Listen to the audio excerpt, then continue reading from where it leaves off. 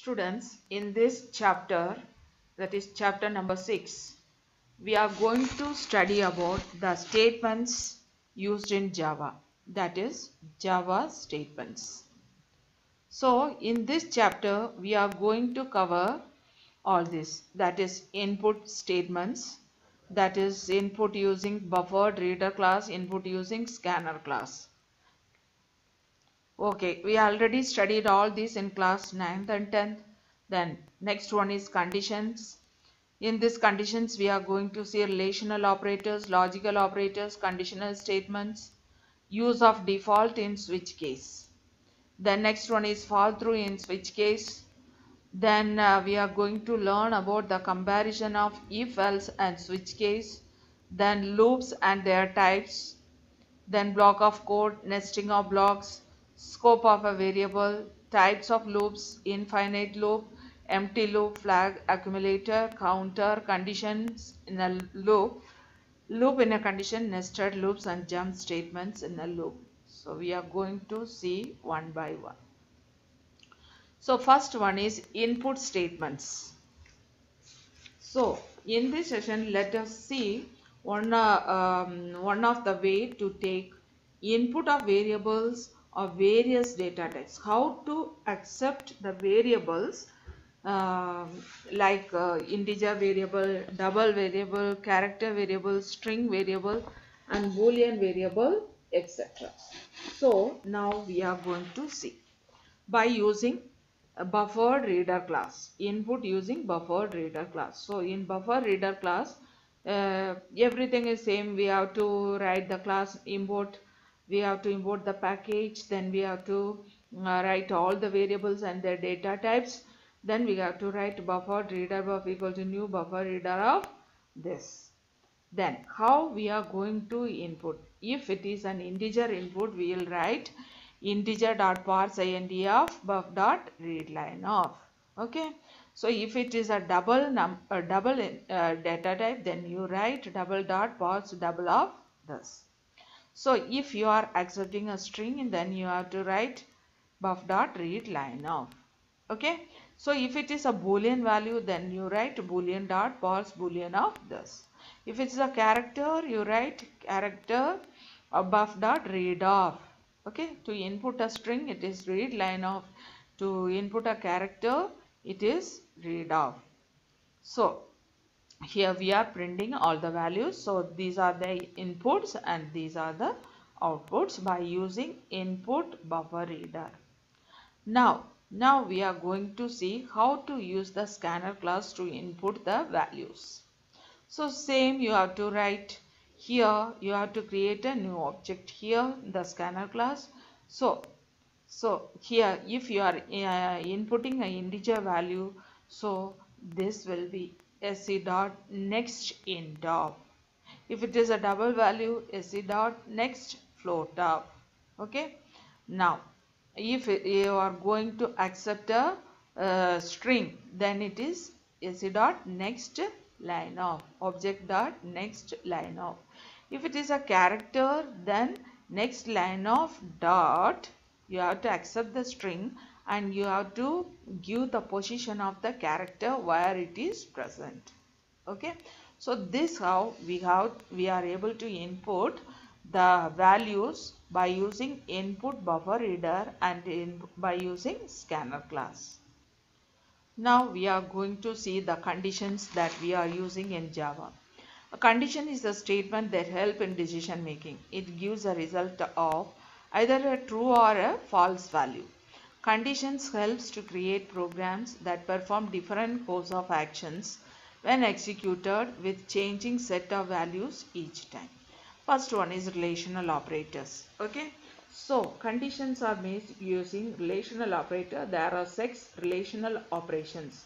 What are the relational operators? Greater than, less than, greater than or equal to, less than or equal to, equal to and not equal to. So this greater than use, we have to compare the value, two values. Less than also we have to compare the two values. The result will be either true or a false. Then greater than or equal to symbol. So here also we are taking two values and checking it. So in this relational operator, the output is either true or in false. The next one is conditional statements. So in Java there are three conditional statements, that is if else, and if else if, like this it will go. These all are if statement. Then next one is switch case, and third one is ternary operator. So the three conditional statements are if else, switch case, and ternary operator. Okay students. Now we are going to see how to use the if statement in a program. The program is like this: a program to find the smallest number among the three numbers. So we have to assign three variables and give the values. So if first we have to take the smaller number as a, then we are going to compare this b with the smaller number b with a.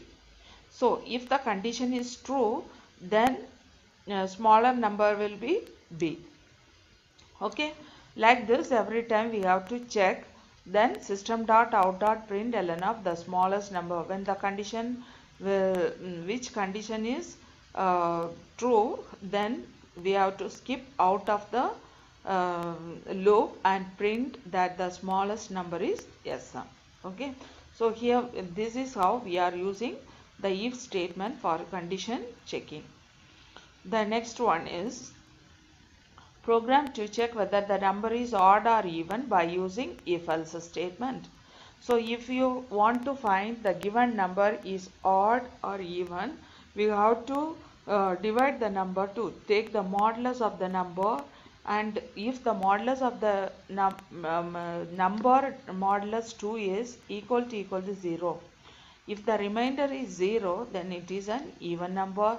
If the remainder is other than 0, then it is an odd number. Okay. Then next one is, this is the output of that sample program. So else if condition, else if condition 3, then the block of statements. So here if we are using the else if statement, it consisting of a block of statement. So if the condition 1 is true, then the block of statement 1 gets executed. Otherwise, if the condition is true, then the block of statement 2 gets executed, and so on. If none of the conditions are true, then the last else part having final block of statements get executed. The number of condition is optional. Okay. Now we are going to see the conditional statement in switch case. So the conditional statement is used in cases where the comparison of it is equality only.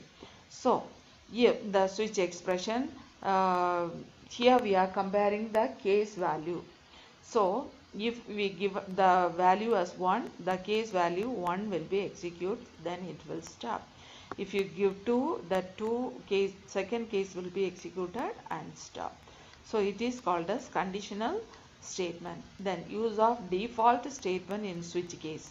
In switch case statement, why we are using the default? So if there are number of cases are there, if we are giving a choice that is not matching with the cases, then at that time it will print a default statement, that is, it is a wrong choice. In Java switch case statement, if none of the cases match, then default becomes active. Default and the block present under it should be appear at last. It is optional. So now we are going to see example program by using switch case statement. Input a day number and print the corresponding day of the week. Assume that the day begins with Sunday, with day number being 1. Valid day numbers are from 1 to 7. So we are going to display the days one by one. Sunday, Monday, Tuesday, and Wednesday, like this it will go. Until 7th day we will display, and if we are giving the number as 8, it will display the default statement, that is, it is a wrong choice. Okay. So this is the case 1. Sunday break case true like this case 7 तक हमने लिख दिया. तो if you are giving the case as 8, it will display the default statement, it is the invalid day number. Okay, so the output will be like this. If you are giving the day 7, dn equal to 7 is a Saturday. If you give the day number as 0, dn equal to 0 is an invalid day number.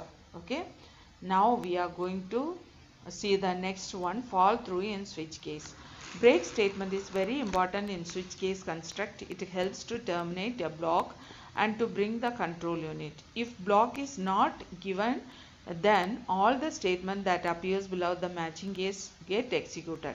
So if the break statement is missing in a switch case, so if you are giving the case number 5 or 4, it will not get a temporary break in case that case number 6.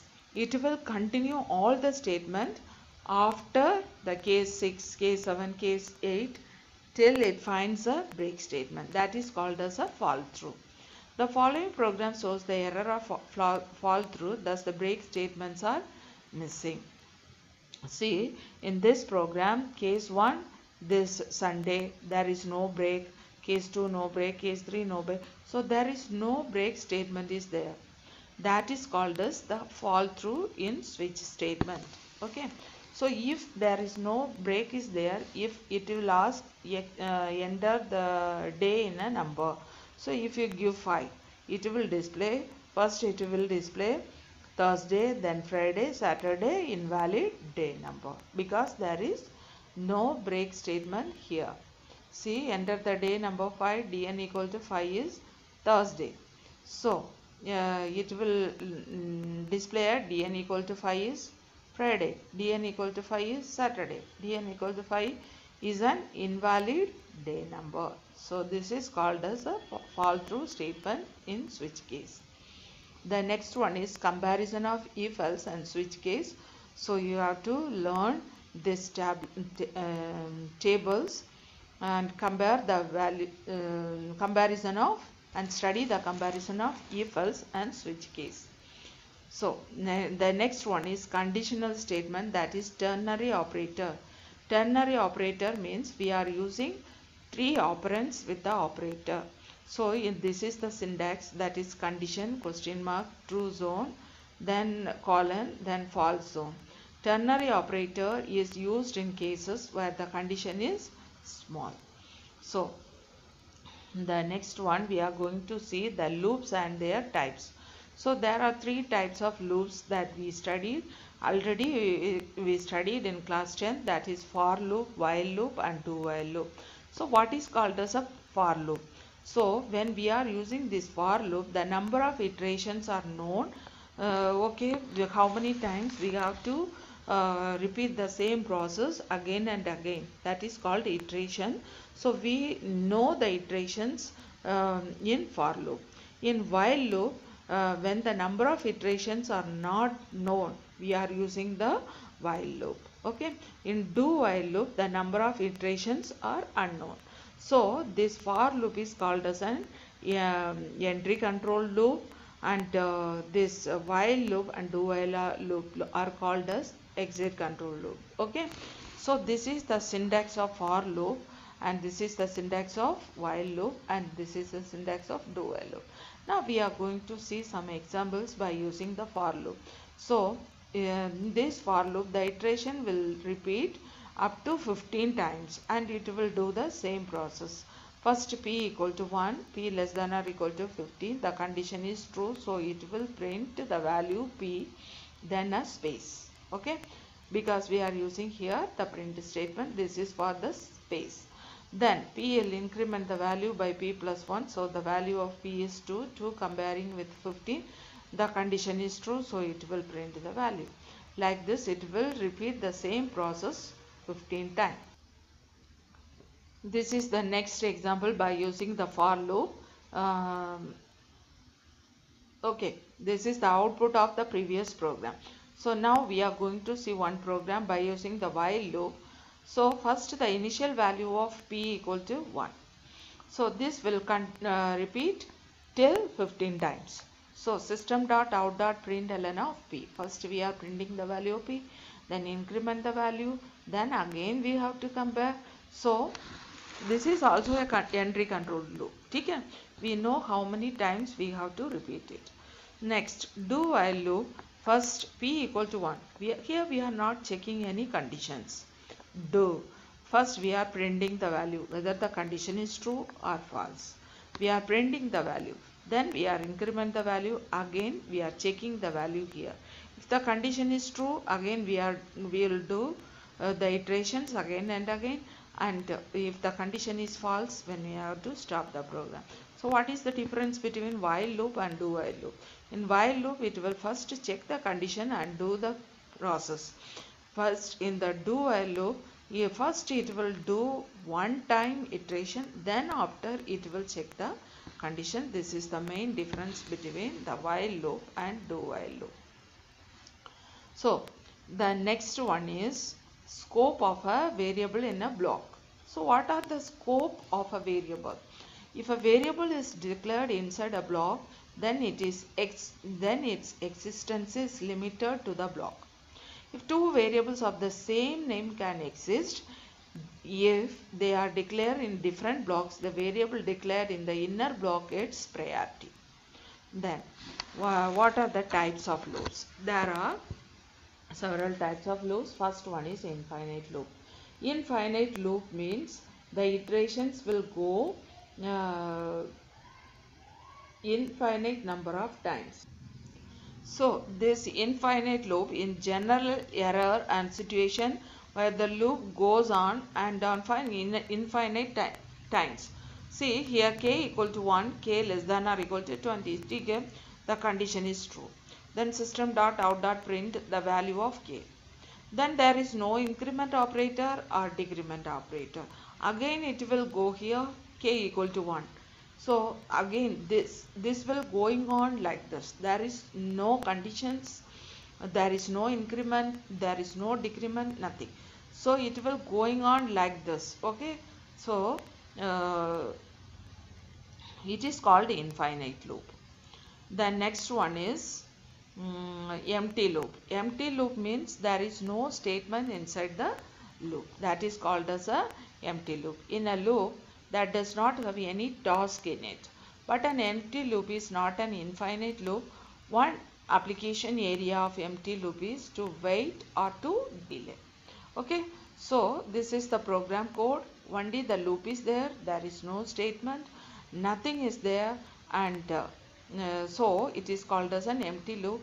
So if a for loop is end with a semicolon, then it is end with a semicolon and it is having some statement, then it is also called as an empty loop. The for loop never end with a semicolon. If a for loop is end with a semicolon and it consisting of statement, then also it is considered as a empty loop. So note, the terminator at the end shows that the loop has no task, thus resulting in an empty loop. Output j equal to 1000. It is an initialized in the statement and then j will not exit outside. Next one is flag. Flag is a kind of variable that is used as an indicator. So the flag consisting of two values, zeros and ones. If it is true, it is 1. If it is false, then it is 0. So it assumes the values true or false. For example, set a flag to true if in a group of students, a single student has scored full marks. The next one is nested loops. Nested loop is means the loop within another loop. That is called as a nested loop. That is loop inside another loop. When a loop gets executed inside another loop, in such cases, the inner loop completes its iteration and then the outer loop is incremented. So the programming code given below are some program codes that below shows how the nested loop works. Okay. So when you see this program number code 1 for r equal to 1, r less than or equal to n, r plus plus. So the next loop we are using here is C. For c equal to 1, c less than or equal to n, c plus plus. So this one is called as the inner loop and this one is called as the outer loop. So if a loop is used within another loop, then it is called as a nested loop. Okay. So the program code number 2 to print the pattern like this: 1 2 3 4 5, then 1 2 3 4, 1 2 3 1 2 1. So this is the program code. So here we are using two loops, that is OR loop and C loop. So the OR loop is the outer loop and C loop is the inner loop.